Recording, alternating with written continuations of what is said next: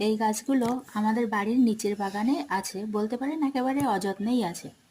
তো একসময় আমাদের বাড়ি রাজমিস্ত্রি কাজ করতে এসেছিল।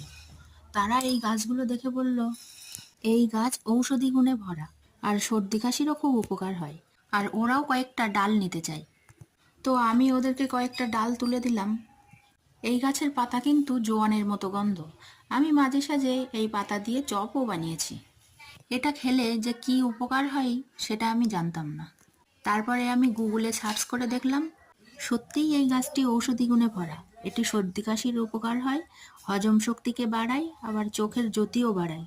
এই গাছটি বিভিন্ন নামে পরিচিত, যেমন Mexican mint, Indian mint, Indian borage, oregano. আবার এই গাছের পাতা জোয়ানের মতো গন্ধ, তাই অনেকে জোয়ান গাছও বলে থাকে। তারপরে আমি সযত্নে নিচের বাগান থেকে গাছগুলোকে তুলে এনে ছাদ বাগানে বসিয়েছি।